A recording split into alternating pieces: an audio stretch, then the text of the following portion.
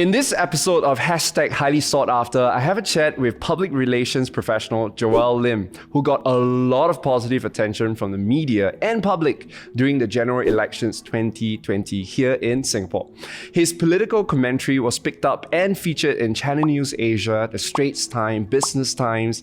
Joel is also the host of a few podcasts, one of which my favorite, the Naughty Prude, and most recently his I Have a Question YouTube educational series exploring current affairs and hot button issues in Singapore, in which he featured a minister on a show. Joel is also a senior public relations and marketing executive at Gushcloud, while also working on ZYRUP, one of the largest digital entertainment publications. In today's interview, he will be answering 3 key questions. Number 1, how do you get positive publicity for your business? Number 2, how do you prepare for a media interview? And number 3, how do you deal with bad press and online negativity?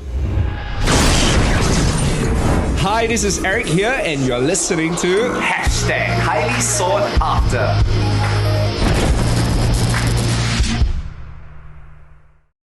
Ladies and gentlemen, Joel Lim.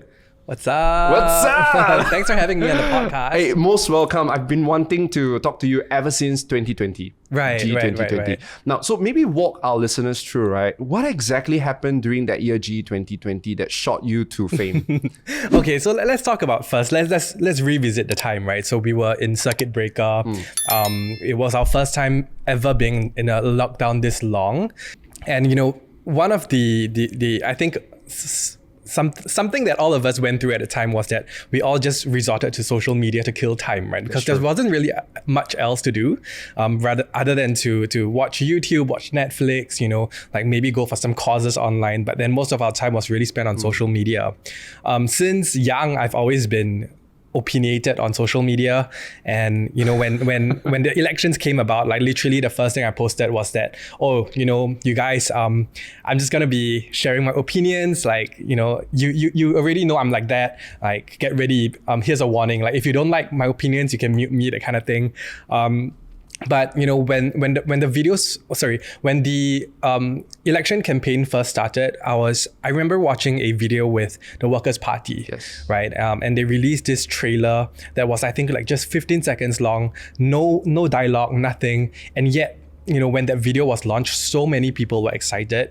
And I looked at it and I was like, ooh, I want to know why, right? I want to know why people will watch that and be excited over politics, because we're in Singapore. Before GE 2020, I would say that the interest in politics in Singapore was not really there. We kind of just, okay, cool. PAP, WP, kind of, we know that they exist. But I think for the first time in GE 2020, we got people excited on social media. And for a political party to do that, I think it's something new, something fresh. And for once, when I looked at it, I kind of already knew why, right? These were things that I learned in school. So for context, I was in NTU, and I went into NTU under the School of Art, Design and Media. And in my second year, I said, I really want to try something new. So I got enrolled into a double major program under the Wikimuri School of Communications, where I did a second major in communication studies. So on the ADM side of things, the art design media side of things, I learned how to create creative works that spoke to an audience. So like when you're a creator, like a photographer or an artist or a cinematographer, what goes behind your work and how you communicate your intentions to an audience. I learned that in art school. In the communication school, I learned about, of course, marketing, public relations, and the branding of things, right? So the two schools really gave me that foundation. So when I finally watched this 15-second video, I felt like I was back in class, and my professor would come up to us with an assignment like, break down why this is a successful video. And I remember being in class and going, okay, come, like, pull up my Evernote, and then I break down everything and try to explain, right? And because I had that kind of like mode of thinking, that kind of training, when I watched that video, I knew exactly what I needed to do. So with that, I was like, okay, you know what? because I'm always on social media, opinionated anyway, let me do some funny videos for friends. At the point, it was just only for friends. And I just basically shot like a series of IG stories, just very anyhow, you know, like put my phone to the laptop, point using like a finger or like a pen or something, and just explain. Yeah. And with that, then what I realized was that, so we know when an IG story, usually when you have a series of stories, the numbers will drop, right? So it's like maybe like 1,000 views, then you go down to maybe like 600 for the next one, then 300 for the next one. But for this one specifically, I realized that it was perhaps like 1,600, 300. Then when it came down to the breakdown of the political stories, it went up to 2,000. Then the kind of thing. So it was jumps. Yes, it jumps, and that's when I realized that people are sharing this, you know, and I guess when we talk about PR, not a lot of people are putting themselves out there and talking about public relations in public. And I guess I was one of those few people who were doing that. And to do it in a constructive way and educational way. Right. Because Joel, that was exactly how I got to know you. Someone shared your Instagram story and he said that this guy made understanding politics so interesting and so relevant. And I was like, okay, I'll go check it out. And you actually broke down, I'm getting goosebumps from saying this. You broke down the entire 15-second video. And I remembered it felt a little bit like Avengers, you know? Right? And because I'm a huge fan of Avengers. So I think that was how I got to know you. I followed you and then eventually, you know, became a fan of your political prude, which we'll talk about in a short while. So for those of you who definitely listening to this, we pick your interest, we'll make sure that we get the links in the show notes. And for those of you watching on YouTube, you know, you can just go down to the description to get the analysis, okay? There's a way we can get access to the analysis. Is it still around? For the politics one? Yeah, I just pinned them all to my highlights. Exactly, I think it was, IG highlights. So that's Joel, right? And obviously then, I remember the mainstream media featured you. I remember there was a Chinese media that featured you as well. That was quite a funny one. And I'm just wondering, like, take a few step backs. What led you, to be so fascinated and so interested in the world of PR? Sure. So I've always been excited about entertainment, right? I've always been excited about the world of pop culture. I think just since young, just being so enthralled by TV shows, by, the rise of YouTube. I've just always been excited about it, and also specifically excited about the back end things, whereby, I look at someone like at the time when I was growing up, there's all these like pop stars, right? Like NSYNC, Britney Spears. And I look at them and I know that, these people are so young, right? There must be a machine behind them, right? Yes, talent is talent, but there must be people who help make this talents into, I would say, even commodities or products that can be sold, right? So that was where the interest came from, whereby I wanted to know what are the steps behind, successful people or successful products or intellectual property, and that's where that fascination came from. Obviously, when I was younger, it was not like, oh, I need to know, but it's kind of like, oh, I want to know what goes behind, these kind of things. So I would spend maybe like some time reading how Finding Nemo was made, how it was researched, So I was very excited about the creation process, the creation, the behind the scenes. Absolutely. And then when, as you grow older and I go into your university and I get exposed to things like, public relations, like the creator space of a creator, right?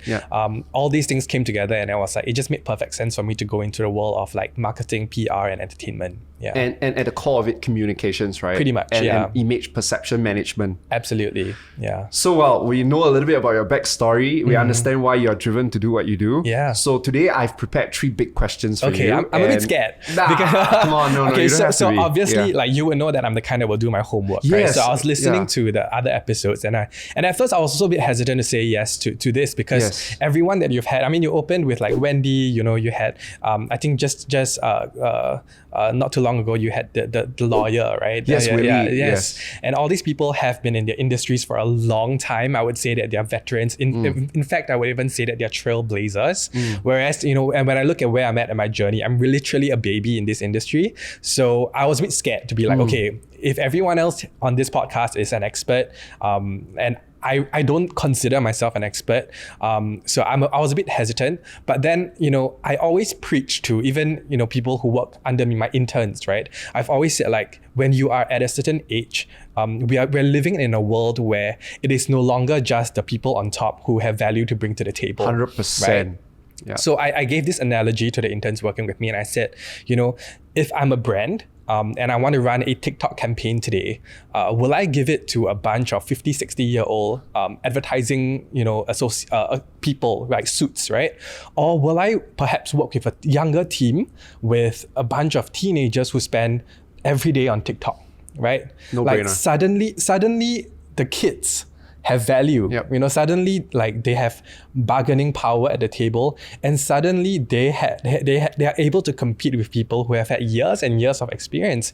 So if I was to walk the talk, right, and say that, hey, if at any point in your career you can say that you have value to bring, then perhaps I may not be an expert, but I want to maybe share some of the value that I can bring as well. And I would say that my strength is knowing, social media and how, like, I would say the younger generation thinks. So yeah, that's why I said yes to I think, Joel, just precisely because of your age and because you're so immersed in that culture, I think that's one. But there's another reason why I brought you to the show, because I feel that you are not a talker of PR, you're a practitioner of PR, you know what I mean? Right. That means you're not just helping other people work on a PR, you're doing your own PR too. And I think today, information is a Google click away. But what people want and what people pay for is experiences and experimentations. Right. And I felt that you have that. And a lot of young people, if they are listening to this podcast, that my mentor once said to me that if you are good enough, you are old enough. Right? And to be good enough is about clocking at 10,000 hours. So you can be good at anything if you put in the time and effort. So let's get started. Okay. First question. So if you guys did not listen to the opening, there are 3 parts to today's interview. Part 1, we're going to find out how a business or a personality can get positive attention from the media, right? And we're not talking about social media. We're not talking about paid ads. We're talking about like free publicity from the media. That's one. Number 2, if we do really secure an interview, how do we do well in an interview? Because I've seen people paying lots of money for a PR agency and then they screw up in an interview. Right. So what's the point? That's worse, right? Yeah. And then number 3 is if you get some bad press, negative comments, how do we deal with it? So these are the 3 parts. Got it. So let's go straight to the first point, okay? In the first place, why do you think a business must consider publicity as part of their marketing campaign? Why can't they just rely on social media and paid ads? Right. So I think, this is again my personal opinion, and I feel like different people would have different ways to go about such things. But in my personal capacity, I've always said that we are in a world where we are transitioning from traditional to new media. But that's the key thing; it's still transitioning, right? I think if you entirely discount traditional media, then you are not doing your job properly. That's my personal opinion. In fact, I would say that. Rather than go into the hype of, everything is digital now, look at specifically all the different platforms as different avenues that you can tap on. Do people still read newspapers? Yes. Do people still watch TV? Yes. Just because you don't watch it or your friends don't watch it doesn't mean that people don't watch it. There are still people who are tuning in every single day. Do I still listen to radio? Absolutely. People are always saying, podcasts killed the radio star, right? And I really don't think it's true, because every morning I'm listening to the radio in the car, right? True. So as much as we don't want to say that, and maybe because traditional media is something we're no longer excited about, we've come to realize that it's status quo. Then we kind of take it for granted. Right? I guess people just always chase after the next shiny object, right? Absolutely. But it's the typical whole, if there's $5 and $10 on the floor, which will you pick? Why not both? Yeah, right. Absolutely. Got it. So to me, that's that. And when it comes to PR, obviously, you have things like earned media, you have things like paid media. So earned media is something that you don't pay for, you earn it through public relations, right? And if you can have that value is actually way more, because people would listen to something that is not an advertisement, I would say. They would trust that a little bit more than an outright ad. That's my personal opinion. So there is value in that, and I think that you cannot deny the value of all these different platforms today still. Got it. And maybe another way to put it also is paid ad is still biased, right? I mean, as long as you got money, you can advertise. Yeah. But earned ad, if you have money, it doesn't mean that people will give you the attention. So maybe it's more trusted. Yeah, I think that's why as well. Got it. You know. So can you give us, like, let's say, we talk about publicity, right? Mm-hmm. What are the different types of publicity that a person or a business can get? What do you mean? So for example, like to me, publicity could be getting interviewed. Mm-hmm. To me, it could be a mention. That means someone come to you and ask you for a quote. Mm-hmm. Is there any other ways that we can get publicity? Like, what's the range of publicity services? So, I mean, with the world that we live in today, it can come in so many different forms, right? It can literally come in collaborations. It can come in, like as you said, interviews. It can come in, features, right? It can come in maybe tags on social media. It can come in sorry, mine's drawing a blank right now. Yeah, but that's the thing, right? So sometimes we think like, oh, I want to hire a PR agent to help me. Mm-hmm. But we kind of know we want to get positive publicity, but we don't know the form of it, the tangible form. Right. So, but you just point out the main one, right? Which is interview, a feature article, featured story. Yep. You also mentioned a mention or tag. Mm-hmm. Which one among all do you feel has the most equity? I mean, to me, again, personal, like I've always found value in a feature because that's when the journalist or the media person has dedicated time and space to like you or your product or your service. That is like the most valuable, I would say. But all of them are valuable, right? Even if it's just one quote, for example. Let's say the person is running a story on maybe social media trends. Exactly. Yeah. And you get listed as that. Like you never know who's going to be reading that piece and what kind of future opportunities that can bring you, right? So it doesn't need to be a full feature on you, but like that in itself, like puts your name out there and increases your value. I love that. So now that we kind of tease the topic, then we can go into the how, right? Do you need help? Yeah, no problem. You know why the mic is dropping or not? Because Joel, you're a heavyweight. Your words carry weight. 不可以。没事。The beauty of podcast is that this is it. Yeah. Oh, it doesn't have to be perfect. Yeah. Right? You should drink some water, Like you've been speaking too much. Cheers, man. Cheers. Nice cup, by the way. Thank you. Yeah, I care about these kind of things. Like the texture is great. Oh my God, that's exactly what. Okay, but that's a separate topic, right? But I do care about like quality and right? But anyway, everybody got different opinions. Yeah. So let's go straight into the core topic today, right? So as a business or personality, how do we capture the attention of media? Sure. So I think it's always, I don't know if this is an Art of War quote, but it's kind of like, knowing your opponent is half the battle won, right? Yes, that is from Art of War. Okay, maybe I'm getting it like paraphrasing it wrongly or something, but it's something like that, right? Yeah. Whereby you have to know what you're getting yourself into and doing your homework. And I mean, it's such a Singaporean thing to say, but it's always like do your homework, right? So if you specifically say you want to get featured on media, then there's a lot of things that you can do to make that happen. Or perhaps you can't guarantee for it to happen, but you lay enough of the groundwork for it to increase the chance. Absolutely. In understanding what the media needs, then you understand specifically what you need to provide them, right? So in terms of the media, they'll always need, for example, quotes from you. They will need insights, data to back it up. They'll need things like photos, if possible. So all these different things are what I call media assets, right? So if let's say you know that you're launching a product or a service, right? What you'll need to do is specifically give me the data of the product or service, get it prepared. You will need to get the images, ready. You'll need to get all the different information ready so that when the opportunity comes, whereby if they bite your hook, right, or if they take a bite at your bait, right, you must be able to not let the fish go, right? Got it, because it's very time sensitive, right? Absolutely. So everything needs to be ready, and you really have to be 100% prepared for if you get featured in the media. That's one. So, and then another short-term thing that you can do is really preparing a press release. So I would say that the press release is everything that you need in order to convince a media person to cover you.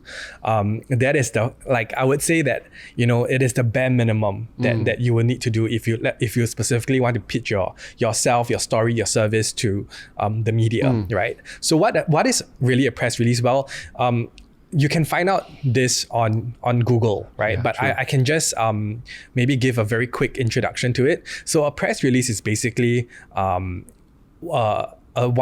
2-page document that will detail the most important details about the product or service or the thing that you're launching, or the product that you like to tell the media to cover. And it is written in a way that is similar to how an article can look like. If let's say it's published in the media, and what it really does. And I mean, this is me, again, this is not what I learned in school, but this is my personal experience and how I see it, is that if I am a media person, and I'm driven by KPIs like, for example, click views, right? Or readership or reader interest, or I'm specifically wanting to cover hard news where I want to source out the impactful news that will affect the population. So all these different considerations will basically come into play when I look at all the different emails that I'm getting. So you must remember that there's only one journalist, but there's like so many PR people, and not just sometimes you don't even do these jobs with a PR agency, right? You do it yourself directly. Yeah. So can you imagine how many people, and everybody wants to be featured, So right? basically, he gets pitched a lot, right? Yeah. So I would say that a journalist email inbox is probably like the busiest. They get so many ideas and requests to be featured every single day. I see. So what you pitch to them really needs to stand out, right? What are some tips you can give us? I mean, help us get in the mind of the journalist, right? 100%. What should I write in my email or in my press release headline that would immediately get that person's attention? So one thing I always say is to keep it under like 10 words, maximum 12 words. Really bring out the key story here, right? So at the end of the day, and you also need to know what platform you're pitching to, right? If it's, for example, a radio station, then it needs to fit their audience as well. So sometimes for a certain product or a certain launch, I can be writing 10 different press releases, targeted at different media platforms. So that's one. And that is bringing out the key relevant news piece to that publication, right? And also to keep it short. I feel like a lot of people try to stuff as much info as possible in the headline. But if you think about it, like if you can condense your entire story into 10 words, why not just do that? Because that will immediately, if I'm a journalist and I see that it's important, I'll be like, oh, I straight away click and I'll straight away read it. Sometimes your email doesn't even go past the click. Can you imagine reading spending time to read every single email if you have hundreds and hundreds of emails every day? Like, it just doesn't make sense, especially when you have to actually write the work, right? Or you have to actually film the news piece, right? So there's really just not enough time for the media to really give time and consider every single piece. So tactically, we now know that we need to write in short, less words headline, right? Less than 10 words, because we know that our main form of communication with them will definitely be email, right? Because they will see our email subject. But if we take a step back, you mentioned that we need to do our homework. So what if, let's say I want to get featured on Business Times, right? What are some things I need to take note of so that I know exactly what's the angle and what's the bit? So so definitely you need to know what's trendy. What are things that, so if you're, let's say, a Business Times, right? It is a newspaper. Correct. The key baseline word there is new, right? So it needs to be something fresh for audiences to read about. So whatever you pitch, let's say, for example, if right now you're pitching to me like payments by QR code, that's not new anymore, right? Like, it's been done before by Payla and whatever. Like, there's no longer a new piece for a news to cover, right? So that's one, right? Relevancy, right? And things like, so if you're saying Business Times, then most of their readers will be based in Singapore. So if you're going to be pitching a piece of news that is relevant only to, let's say, people from Batam, then it doesn't make sense to them as well. So it's really like understanding, what the news outlet or media outlet covers. And here's a handy tip. It's also to, and this is a homework that I do, and it's a lot of work, but and it's done like after years of like, watching the media space and everything. It's about also understanding which journalists are writing about what, like for example, for Straits Times, there are people who specifically only do interviews, right? There are specific people who only write about food, right? There are specific people who write about politics. So if, let's say I am launching an F&B business, like I kind of already know who will bite. Yeah, who will write, who will be the ones writing about it, right? And these are things that you can only notice after like months and months of just like reading and figuring out, Maybe that's it, right? Step number one, it's about consuming that media first. Absolutely. Because if you want to be on that media and you don't know much about the media, how can you sing the same song with them? Absolutely. So it's about understanding like how they write, what piqued their interest and everything. Sometimes like, you may not be able to speak to them directly, but like it's a machine, right? So there would probably be like hello@businesstimes.com or something like that. So the person managing that email account will probably already know what kind of news pieces certain journalists will cover. So if you can position your press release or your news piece that can be in line with what they usually cover, then absolutely they will like, oh, okay, maybe this might be of interest to you, So that's, I think, how they would usually work. Yeah. Got it. So to summarize, I need to first know the media itself, right? Who is the target audience? And even better, know the journalist that's covering it and get a sense of what kind of news he or she has been promoting, has been writing about. Yep. So we get a sense of what's his flavor. Yeah. And then after that, we write from that point of angle. Yeah. Right. And then get his attention through email. Absolutely. Fantastic. Got it. Okay. So that's what you mean by homework. What about if, let's say, we manage to secure the interview? Okay.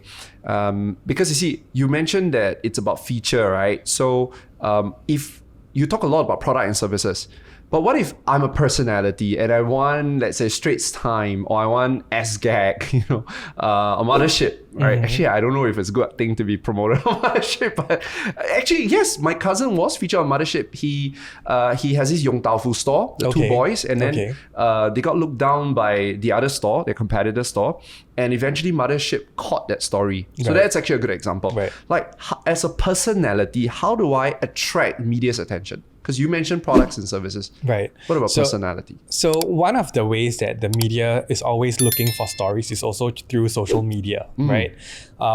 Just imagine like your everyday media person will in the past, try to get a sense of like what's happening on the ground and put themselves out there. But now, because it's so easy, like they go on Twitter, they go on Instagram, they go on Facebook, and there are all these like pieces of postings that are getting traction. Correct. So definitely the journalists are watching, they're definitely putting themselves out there, perhaps even using like a burner account just to like capo what's happening on the ground. So definitely like put yourself out there. Like if let's say you want to be known as a hawker, then you're definitely putting yourself out there as a hawker on social media, constantly posting, right? And making sure that like people know what you do. So that when the time comes, let's say for example, like phase 2HA, where suddenly people cannot eat out, and a journalist needs to interview who? They will obviously interview people who eat out and also people who are F&B vendors, right? Yeah. So like you would want to be that person who's top of mind when they are thinking of, oh, I need to reach out to like an F&B person to get some opinion and insights. So it's like, oh yeah, I remember like, that person sells Yong Tau Fu. Let me reach out to them like via Instagram. So they know where to go, right? Because of DM, like the feature, the direct message you can feature, reach out to anyone. Absolutely. So if you put ourselves out there, it's so much easier for them to read. And also remember, when these people are working on pieces, like they want to finish it fast, right? They don't want to, if I can find a hawker in 10 minutes, like I'm not gonna spend 2 hours asking around, do you know any hawkers, right? Like I'll straight away know that, okay, this person gives great insights, it's very vocal, like it's exactly the occupation that I need, like I'm gonna reach out. So you make yourself available that way. Fantastic. So you could almost see your social media account as a demo account or like a resume account, where you're already constantly putting out news. 100%. And that, number one, creates visibility, familiarity with you. But number two is that if that post actually go viral, you will anyway be seen. The media will want to cover that. 100%. So maybe that's how we see social media as complementary rather than replacement. Okay, so let's move on to our second question, right? And that is, if let's say we secure an interview, a media interview, what do you think are some of the steps that we need to bear in mind as we prepare for that media interview? Okay, so I would say, so here's a little trick from the media industry that I think they'll kill me for exposing. So every media person, if they're not like, crunching for time, they would rather do interviews via in person or on call, whereby the quotes that someone gives will be a lot more organic, right? So in that sense, like they would usually turn down email interviews, but like an email interview for a PR person is the absolute dream, because you get absolute control over what gets sent over, right? And with written work, you can really like make sure that the choice of words are everything that you want. Sometimes, you would know as well, right? Everyone prepares a speech and everything, but sometimes when you go out there and it's free flow, like you would like use different phrases or say things a bit differently, and sometimes that can lead to headache for a PR person. That's right? True. So a PR person's dream come true will be to do an email interview. At least in my perspective, that's always the case. Whereby I can also, as a PR person representing, let's say, a public figure, I can also vet through what they say first. But the downside to that is that the media people don't like it. Because it's not organic, right? It's very curated. So what I do, and I feel like my media friends are going to be like, Joel, shut up. But what I'll do is that I will request for email interviews. I will speak with the client on how certain things should be phrased first, get their answers, and then once they're vetted, I will send it over to the press. How I try to do it is that I will make sure to brief the client to say things in ways that are conversational, so that it sounds organic. Ultimately, when the piece gets out, it's still going to be a written piece. That's true. So I will tell them, okay, make sure that the things you say are succinct and type it like how you would say it. Nice. So in that sense, the media won't be too hard up about the fact that they won't be wary that this is written by you. Right? Correct. But of course, it is at the mercy of the media. Some of them are really no, we want it on call. So in that sense, then sure, absolutely, you cannot say no lah. I'll still take it, absolutely. It's just that it's a bit more prep. The risk is a little bit higher. And there's a lot more prep work to be done. Got it. So as best as possible to try to do an email interview. That's what I say, but I would tell you that when people hear, when people in the industry hear this, they will be no, they will turn this down. But at the end of the day, my job as a PR person is to make sure that everything's safe and everything's delivered in the way I want it to be. So to me personally, an email works best, but to other PR people, maybe they don't find this the best way. But this is my personal opinion. So assuming that unfortunately we can't get an email interview and we have to do a phone call, or worst, we have to do a video interview like this, right? How do we make sure that we do well in the interview? So it's always practice. Again, you have to get into the headspace of the media, right? What kind of questions will they ask you? There will always be, level. I would personally split it into level 1, level 2, level 3 questions. Tell me what are the levels? So level 1, I would say, would be the basics, right? So if you want to understand what is the context of what's happening, right? Context setting questions, or what is the product you're launching? Why are you launching it? Things like that. That's level 1, right? Level 2 will be going into the details of it. The backstory, right? Whereby, okay, so for example, I'm launching sugar-free peanuts, or like homegrown peanuts or whatever, right? Yes. And that the backstory perhaps will be that like I got like an allergic reaction to like factory-made peanuts one day, and I thought, why not just grow it at home? So that's kind of like level 2, where I go a little bit into the deeper like side of things. And then level 3 is where I would say like, you would go for the harder hitting questions, right? It's like, oh, are you here to disrupt the peanut industry? For example, whereby sometimes these will be questions that you would rather not answer, but they will ask because they want, as much as info as possible. And that's where you would want to also prepare for difficult questions. And when the time comes for the interview, maybe they will just go for level 1 all the way, right? Or they'll go for level 2 all the way. But if they go into level 3, then at least you're prepared, and at least you know what is the worst case scenario, and at least you have something prepared to tackle those questions, so you don't get caught off guard. So I would say like preparation is the best. And if you know there's going to be a verbal interview, or it's going to be a video interview, verbal, have a practice session, have a colleague, play the role of an interviewer, and then you verbalize what you want to say. That's what I do in media training as well. Like if I'm sending a public figure to speak to the media, I sit them down for half an hour, and they're like, Joel, I'm so busy. Like, why are you wasting my time? I'm like, no. Like, this is literally what I'm gonna do. So I'll run through the interview with them. Certain answers they say, I'm like, no, don't say that, say this. So tell me more about that. Like how would you define a good answer or a bad answer? Again, short quotes. At the end of the day, okay, let's say sound bites. So if you're going to be on TV, you would know that it's limited airtime. They're not going to air like a 40-minute quote, right? Yes. So they're going to air maybe like a 10-second, 20-second quote. You would already know how quotes are going to be edited when you watch news, right? The newscaster will say something. They will have maybe like a 10, 20-second soundbite from a person, and then it will be narrated, right? So you need to give them like several options for sound bites. So make sure that when you phrase certain things, it will be like that.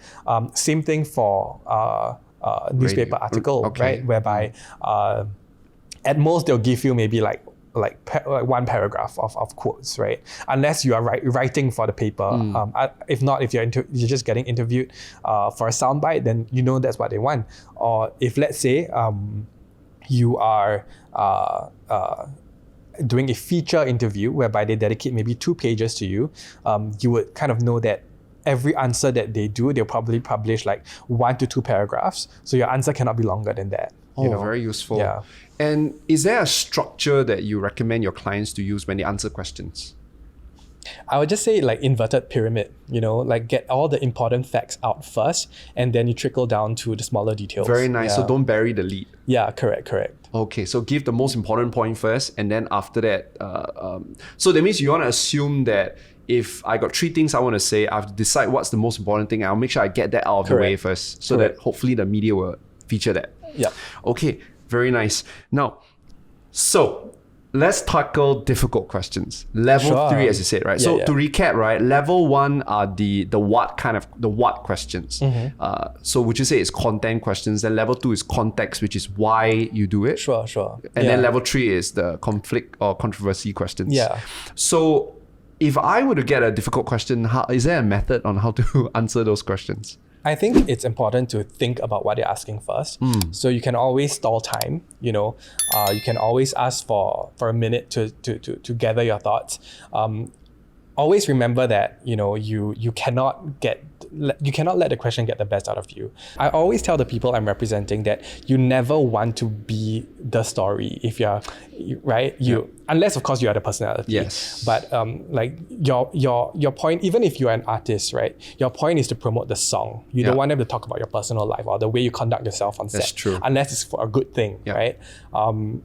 So you must always watch what you say, and like difficult questions, they will come, sooner or later, right? So one is to always be prepared, so when you get presented a question like that, like stall for time, either you repeat the question, like, oh, that's a great question, like give some time to think about what you want to say.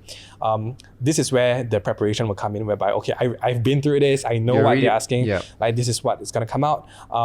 If if let's say you didn't prepare, I would say to like give as safe an answer as possible, whereby, you can also deflect. If let's say you really can't answer, you can always say like, I might have to get back to you on that. I don't think I'm ready to answer the question.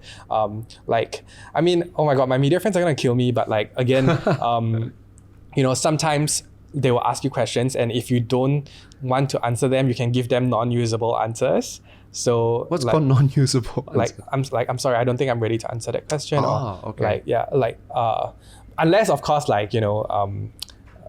your non-answer is telling, right? Like, for example, like, oh, did you cheat on your wife? And your answer is, I don't think I'm ready to answer that. And it's like, obviously, it says a lot more, but like, obviously, you have to understand the situation of how it is, and that's really why preparation is so important, right? By the way, like I missed this out as well. Again, like I feel like this whole session is just like punching bag for them. Like as in this whole episode is gonna be a punching bag for me, like with my media friends. No. But here's a tip. Okay, if let's say if you're a public figure and you're going into an interview, and let's say specifically like the media has agreed that I'm here to promote my peanuts, right? But just 6 months ago, I went through a divorce with like a high profile influencer. Yes. Right. And I don't want to do, and I don't want the press to talk about it. Exactly. Like what I can do is that like I like in the pitch process, or like if they reach out and everything, I can just say like, oh, I would like that topic to be out of bounds. Some media will be offended by that because they're like, oh, you cannot dictate what we want, but if you do it nicely enough, or you courteous enough, they're like and you explain that this is the piece, like it might even cost you actually, like the interview, like if let's say they want the sensationalism of like that, exactly. And sometimes they'll be like, oh yeah, we won't ask, but then they'll slide by it the way, in. or off the record. correct. So what you can do is really just to like lay out the ground rules. At the end of the day, it's a collaborative effort, I would say. That's why having a PR person is good, because they know how to navigate situations like this. That's very true. I remembered I was being taught before in school as well that if you're being asked a difficult question, you can use the zoom in and zoom out method. Sure. So for example, like someone corner you and say, hey, I don't understand why Joel is getting more pay than me. I'm working as hard as Joel. So the fire is in that situation, right? About your pay. So you don't zoom in, you zoom out. So you try to have a bird's eye view. So you don't answer that question. You say, first of all, you need to understand, this is our company's way of dealing with pay. So you don't really deal with a personal issue, but you deal with something more macro. But sometimes the fire may be a bit macro, like let's say they say that, it seems like all your trains are always late, let's say, right? Then it's a very macro statement. So we are taught to, if someone give you a macro statement that's putting you on fire, then you zoom down into the micro and you say that, this is something that we have been doing to make sure that our trains are on time. And so that avoid you from answering that question and yet put you in good light. Sure. What do you think about the technique? Do you think it's still usable? Yeah, 100%. I mean, it's about, okay, at the end of the day, like when someone is asking you difficult questions, you need to be able to give them like something to chew on, right? Like you cannot shut a person down entirely. It's kind of like a game, right? You like if they ask you like a difficult question and you react a certain way, and we've seen how people react to difficult questions badly in public before, and that turns into a whole new other thing, and that's just spirals out of control. So it's so important to give them something that they can chew on. Perhaps your answer may not be what they want. But at least they have something to use. Which actually points back to what you just said, which is if you have already prepared very, very well for the interview and you already decided 3 to 5 key messages that you want to get across, you just keep them in your mind, regardless of whatever question they ask you. You try to find your way to that 3 to 5 points. 100%, yeah. Right, so this is what you mentioned. Yeah. And most importantly, you said this you said it in one of your Instagram story, which is no matter how difficult the question is, you cannot be seen to be, ruffled. That means no matter how, you cannot show your anger. You say that because it reveals weakness, right? Correct. And you have to understand that the way new media works is that like they will only focus on your answer. Sometimes, like, because of, at the end of the day, there's like all the news media, they have to get the point across in a few seconds on social media, right? So if there's a reply that is a bit sensational, they're just gonna cut out your answer. They won't have the context, whereby they will most of the time they won't show the reporter's face as well, unless of course they are like someone like Sumiko, right? Whereby she has lunch with and she's literally part of the concept, right? Most of the time the journalist isn't seen. Correct. And the only thing that's seen is the reply or like the answer of the person. So if you're going into something like that press conference, let's say, and they're going to cut out only your answer, then all the more you cannot react a certain way. You have to remember that you're not just there to be yourself. You're also representing, like, let's say, a brand or your product or your service. Like it is beyond just you as an individual. Yeah. Wow, good point. Yeah. Now that very nicely brings us back to the last piece, right? Which is, how do you deal with bad press? So let's say sometimes we are not the one that's welcoming the publicity. We didn't hire a PR agency to get us on the media, but unfortunately, maybe we went through a lawsuit and then someone found out about it, or some information that we put out, got leaked out. And therefore it became an assassination of our reputation. What do we do? Can we talk our way out of it? Sure. So I would say that in situations like this, you must always look at it from there's no textbook answer, really, that you really have to look at the situation and what is it that is getting you bad press, right? Or bad, reactions online. Like one of the things I would always say is to, again, just be prepared. Like, what is the worst thing that can come out about you today? Everyone has skeletons in their closet, right? Like, I cheated in Tingxie in primary school. Like if that comes out, spelling bee basically. Yeah, like if that comes out, like what will happen, right? If let's say I built my brand entirely on honesty, like that's gonna get me cancelled, right?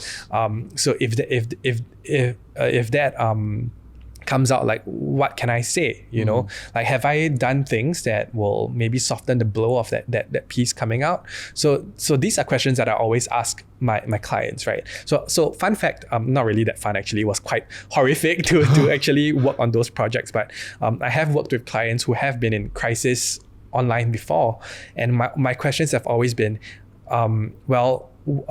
like, tell me, like, your side of the story, right? Like, online, you are right now a villain. You're seen in a very bad light. But is there something that you can tell me that's factual, that you can perhaps soften the blow of this situation? And then I can come in there to perhaps give like advice on what they can do or say and things like that. So it's really just considering the situation, and like, people get cancelled or people get backlash online for all sorts of things today, right? Like the severity, like, differs. So one example can be perhaps like an insensitive tweet. One example can be perhaps allegations of like sexual misconduct, and then another one can be perhaps like doing like, I don't know what, like business misconduct. Like, we get that a lot, right? And then someone tried to sue you, and then it got in the news. It's like the severity of the thing, right? So different situations have different ways you can respond. In some cases, like, accountability is the desired response, like clarity, transparency. In some cases, it's commitment to do better. Like there's all these different things. So what I would say is that, like, do what makes sense to you, And again, like, I would say to put yourself in the other person's shoes. Like, let's say if you're upset about something, right? If you're upset at someone for a certain issue, what can that someone do then it will make you feel a little bit better about the situation? I love that. That's actually a very good tip. That means to say that in future, whether I offended the public or a certain community, rather than being defensive, which is generally how we respond, we put ourselves in their shoe and ask ourselves, why is that guy upset? Like, what can I say? What's the hidden objective of that person? So some people are angry with you because they want justice. Some people are angry with you because you reminded them of a certain thing that's missing in the society. So I like that. That's a very useful tip, Yeah. because like you said, there's no textbook answer, right? Yeah. But if you put ourselves in the shoe of the audience, then we will know what they need, and then we can communicate better. Yeah, and I think the important thing to note is also that, with situations like this, you have to be open and you have to be sincere in how you respond, right? If people are upset with you and if you go, let's say if your friend is upset with you, Yeah. you don't go back with defensive or like sarcastic tones and everything, True. So if your intention is to want to have your friend be cool with you again, you have to be able to listen and understand perhaps where you might have done things a little bit wrong, or might have rubbed them the wrong way. Like perhaps they may not be entirely correct as well, that they may not have had the full picture. But when emotions are in play, like how you navigate a relationship like that is so important, right? So we have to apply that same concept as to online, whereby you have so many people who are upset with you. It's not just that, they like laugh it off or whatever. They're actually angry, Yeah. right? So if they're upset about something, you need to be able to calm them down first.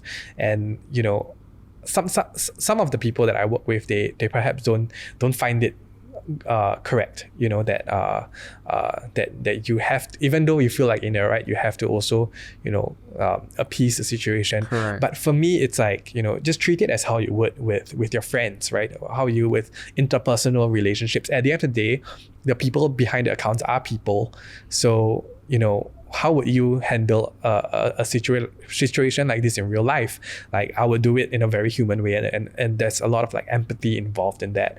And then perhaps when you lower down your guard and you lower down your spears and forks and everything, like they too will be able to like understand where you're coming from.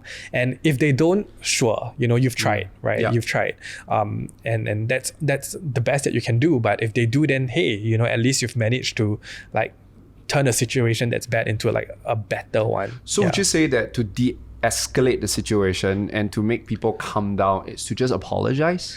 No, I wouldn't say that, like if you understand where you went wrong, then that's where you must apologize. So apologize right? for the things that you did wrong. Correct. But an apology shouldn't be like the go-to solution, right? It doesn't mean that like, someone cancels me or someone just like say sorry. like then that becomes insincere, right? Yeah. You have to do the work to understand like where things went wrong and what can be done better. But I think rather than apology being the solution, I would say the solution is to listen and to then follow up on that. I like that. So put yourself in their shoe, empathy, Yeah. listen to why are people upset with you, Yeah. and then address it right up front. Correct. The issue that causes people to be upset. Correct. And generally the angle is usually there's a certain you probably need to show effort in trying to make changes to improve the situation. Sure. Well, of course, like, people have different belief systems, right? So sometimes, you say a certain opinion that people just do not agree with, and this is something that you'll never change on. Then how do you navigate situations like that? It's really just, making sure that you acknowledge how certain things can be phrased better, like there are people with differing opinions that don't get people shouting at them every day. Yeah. So there must have been something that you said or did that rubbed people a certain way. So identifying that and understanding where you can do better in that perspective, then sure. Like most of the time, I don't think the people that like hate on you will suddenly turn around and become your number one fan. They probably won't be. Yeah, it's a process. Sure, they may not like you for forever, but they like the good thing will be that they don't at least they don't hate you. They don't continue like attacking you. So I think that there is value in doing so. Fantastic. Yeah. This is so useful because we don't get that a lot, or we don't learn that in school, right? Of course not. But so now I know step number one is drop your defense, because the minute you still hold your weapons, people are going to continue holding your weapons. Yeah. And then number two, walk them out in their shoe, empathy, understand why they're upset, and then show them, sincerely that you're going to make some changes. Yeah. But knowing that you still might not change their opinion, but you have done whatever you could do. Yeah. Because not everybody is irrational, right? There are still rational people out there. Absolutely. I want to know, like, I've seen some influencers or some personalities, they got really bad rap, and then they disappear for a while, and then they came back stronger. Okay. Like, is there a way to do that? Like, if let's say, because we a lot of us, we might thrive on on public opinion, right? I mean, it's like a wave. They bring you up, but it can also bring you down. Yeah. So what do you say to somebody who probably receive a lot of bad rap and they're very depressed right now? And what could that person do? He has already done all the apology work and everything, but he has already a negative impact on his business or his reputation. Well, it depends on what they receive backlash for, right? So if let's say it's like things that society frown upon. Yeah, like sexual misconduct with like younger boys, maybe like that. I don't think that's something that you can come back from, especially if let's say investigations show that you were guilty. But and I think in most cases, like again, like the people who were not your friends will probably not turn around and suddenly become friends again. Absolutely, yeah. Like if you want to come back, I mean, honestly, to be honest, like it really depends on what the backlash was for, right? We have had instances whereby people have tied over bad press and came back even stronger. Ariana Grande, she had a whole donut scandal, whereby she licked a donut in a donut store and whatever, and people were like upset with her. But look at her today; she's still like one of the biggest. How did she turn around? Like, I think a sincere apology was that, and also like the severity of that isn't as bad as, let's say, for example, someone who had a racist rant online, things like that. So there's that, right? Like understanding like where you went wrong, and if let's say you were to come back, like you probably would have to be a lot more like aware of how you come back. Your public image will need to change a little bit as well. Like maybe you're a bit more mature. The things you say are no longer as like boisterous. Like, that's so true, because you reminded me of a singer in Malaysia who I think a couple of months ago got in major epic trouble because of a song he wrote, which was actually a skin whitening cream. Right. And then he created a song which is Brown Face song, and he got very, very bad rap. But what happened was that he, of course, number one, he apologized but it's not just an apology for the apology. He actually said that I spent time reading all your comments to understand what really got you upset. Yeah. And that you're right, that I was a little bit insensitive, right? I was trying to be creative, but I was insensitive. Sure. And he rewrote the song. Right. He rewrote the entire song and reproduced the whole song, and it became very popular. Right. And if let's say like, people can see that he's being genuine and he's sincere, at the end of the day, I feel like, I mean, at least for me, if I look at someone and I, like we all make mistakes, just like sometimes some of us do it on a public platform. On epic proportion. Yeah. So of course, like that will be a dent that will be in your career for life. But like at the end of the day, if you show sincerity in wanting to improve, and if the crime or the issue isn't that severe, like whereby it is again, like if it's like sexual misconduct, like really I think something that society really already frown upon. Like, I think retire, step down and do something else with your life. But if it's something that a mistake, like a business mistake generally. And if you can actually use your platform, if let's say you're a public figure, right, and you can use your platform to now champion for awareness, then why not? And I think that's one way that you can turn like a bad situation into a better one. I wouldn't even say a good one, I would say a better one. Right? Because you can't really. And so if you want to be in this, continue to be in the industry, you have to accept that there will be people who will always bring it up, forever. 10 years later down the road, like, oh yeah, like this is the brown face guy, But like if you and you have to accept that that's the way social media works.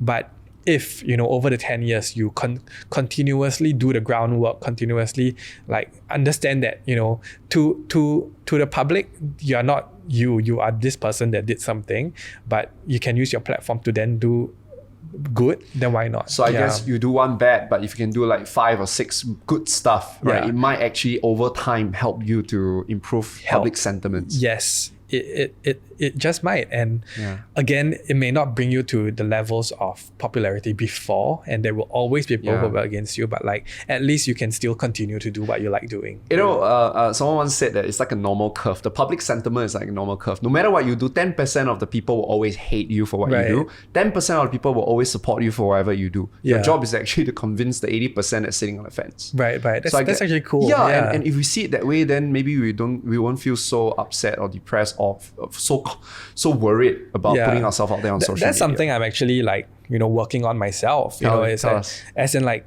the fact that, I mean, obviously just a year ago, like I was just a typical Instagram user, right? Whereas now, like, I'm a bit more like public on the public front. And I realized that like, at first I was very affected, you said that the 10%, right? So like there will be people who would, I mean, when I'm talking about politics, come on, like, it's gonna be a sensitive thing. And obviously with shows like I Have a Question, we talk about, controversial topics, hot button issues. No matter what we say, there will be people who will be against us. And obviously, at the time when I first started out, and again, you don't learn this in school, but like when you have, certain comments come in or certain feedback come in, you take it to heart and you're just like, damn, like, what can I do better, right? But then again, it's like, I ask myself, do I not like certain people in the public space for no reason? And the answer is yes. Right? Like, do I disagree with certain public figures when they give opinions on certain things? 100%. I used to do that. I used to be the one like saying like, like this person. So like, if we can just understand that fact that people will have different opinions and whatnot, then perhaps we can navigate this a little bit better. Of course, not take it personally. Yeah, like of course the dream world will be for the world to be kinder, right? And for people to navigate this space a little bit with a bit more kindness. But like, I mean, it's gonna take a while. We see a progress whereby the kinds of conversations surrounding like the way we treat public figures has changed in the last decade, right? We see how, the way we talked about like Amanda Bynes, Britney Spears, Lindsay Lohan versus the way we talk about like, public figures today has changed, whereby a lot of people now understand like the mental health, aspect of things. But I'm just like going entirely off point. I think people are getting kinder. Yeah, I think that's what you're trying to say. Or at least because of all these issues, right? People are starting to realize that even if they're not an influencer, they are just public, but their opinions do matter and their words do carry weight. Yeah, 100%. Yeah. Why is it that celebrities, well-known celebrities, actually killed themselves? Yeah. Right? Because they cannot get over that one or two negative remarks versus the 200 or 2,000 positive remarks. Yeah. So I mean, if I was to bring it back to like the PR perspective, it's also then to understand that in the social media space, that like not everything that you put out there is going to be received well. So like you in terms of like understanding the way you position or the PR side of things, is like if majority are positive, then at least you know that like there's the positive. But then just take note of what the negative things are, so that you can work on that as well. Very nice. So wish for the best, right? But manage the downside. Oh yeah, absolutely. I love that. And we're gonna wrap up with I got a few wrapping up questions, but I'm gonna pick one that I feel would maybe help a lot of us. Okay. Which is the people listening to us are pretty. They are always I would say they love upgrading themselves. They love leveling up. So I'm wondering, right? Is there a book or a video that they could read or watch to help them improve their PR skills? So what would you recommend? Sure. So I wouldn't say that there's like books that I would recommend. So like PR is just that, right? Like if you Google it, or if you find like PR like books in the library, like most of them would say similar things. It's like here's what you can do, right? But it's the where you can do it well that I think would make a difference. So rather than recommending books, I would say like go for people, like follow people or watch certain people on how they put themselves out there and how they get coverage and things like that. So I mean, depending on the space you're in, right? So like someone like Chrissy Teigen is always getting headlines for her tweets, right? Like, why is that? Everyone tweets. Why is it only Chrissy that's getting the headlines? You look at people like AOC, right? That's a politician. Like Or They're Elon Musk, right? A businessman. Absolutely. Like Yeah. all these different people, like what is it about them that they say or they do that continuously get them the headline? Brilliant. Look at the brands that are out there, right? For example, let's say like Singapore Tourism Board, like whoever does their videos have always consistently gotten good feedback. Like how do they do that? Or one of my favorite actually is DBS. Yeah. Getting Nathan Hartono to do some of the short films, right? Sure. Nobody watch ads for like 4 minutes, but we watch it for like the whole entire show. Yes, and Milo, right? I think Milo is the local brand that does advertising very well. Yes. So like, what is it about all these different brands, products, whatever, that consistently do well, with PR, and then using the books, using the blogs, work it backwards. You kind of know there's kind of like a method now to the madness, right? So like if you can basically be the student in class in NTU, seeing that final product and understanding, okay, what can I do and reverse engineer that process, then I think it would be like useful to you. Fantastic. This is so awesome. This is actually a very powerful tip, and it's a great way to end today's interview with Joel. Joel, what's your future plans? So, I mean, I think I'm at kind of like a transitionary period. So I am actually leaving my full-time job, and I'm trying to do this like content creation thing full-time, and also to look at, creating more infotainment content. I think I really enjoy what I do with I Have a Question, all different Prude series. So I want to continue doing that and seeing where else I can do that. So I'm in my late 20s, so I'm giving myself two years to try and see what I can do with this. If it doesn't work out, sure, like, I can always just go back to a full-time 9-to-5 job. But if it does, then hey, at least, I managed to do so. So I'm excited for that. So yeah, like hopefully it works out in 2 years' time. I think it will. And let me just help the listeners ask, like if we were to approach you and say, hey, Joel, do you do one-to-one consults to help us with our PR? Would you say that's something that you might consider? It depends on the project, I would say. Individuals, that usually the people listening to us are entrepreneurs. Sure. Yeah. Do you do such things? Yes, on a case-by-case basis. Awesome. So it really depends on what they want. So again, I'm very new to this industry, and I'll admit that. I will look at specifically what they want out of it, specifically what is the product, what is the service, what are they trying to push out, and then I'll see whether or not it's within like my expertise. Like I'm not the kind of person that will just say yes to jobs, even though they're like, it hurts, I just like turn down a few projects because like I just don't think I'm suitable to do them. But yeah, like if let's say there's synergy in what you want to do and what I can provide, then absolutely. Then why not? So well, I would say always just ask, right? You never know. You never 100%. know. So thank you so much, Joel. I think this is such a productive conversation. You actually got me thinking about things I wasn't even aware about. And I think whoever wants to, put themselves out there, they should really listen to this interview to see how to not just win their own audience, but to win the public sentiments. I think that's very powerful. Yeah, I hope to see maybe one day like someone listening in, can say that, oh, I learned the tips from the podcast, and it'll be pretty cool, like, in time to come. Yeah. Got it. So those of you listening or watching us, please put the things that you have learned from Joel into practice. And then when you get some good results, please let us know so that we can celebrate for you. Yeah. Right, Joel, thank you so much. Thanks for having me. Yes. This was fun. I like it, yeah. Hi, this is Eric here, and you're listening to #Highly Sought After. So there are many things I've learned from Joel's interview, but let me summarize 2 things that I thought was a big takeaway for me. I think number 1 is curiosity, that you need to be curious about that media platform you want to be featured on. What kind of news do they feature? What kind of content seems to do very well with them? Even, the part about being good in PR, it's about being curious about business, entrepreneurs, or personalities. Ask yourself questions like, why is that guy getting all the positive publicity? Why is this guy able to turn around a negative situation and get a good comeback? So by us being curious, we're actually going to learn a lot more about public relations than we can learn in a book or a video. I thought that was my biggest takeaway, that actually PR is everywhere. We just got to start paying attention.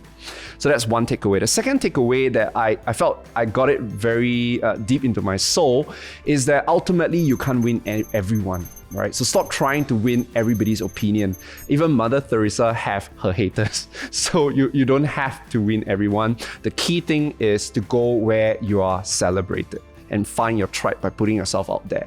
So I hope you enjoyed today's episode of the podcast. And if you enjoyed this, you'll be happy to know that we post this video, this podcast interview once a week on YouTube. So remember to subscribe, hit the like button, and I'll see you in the next podcast.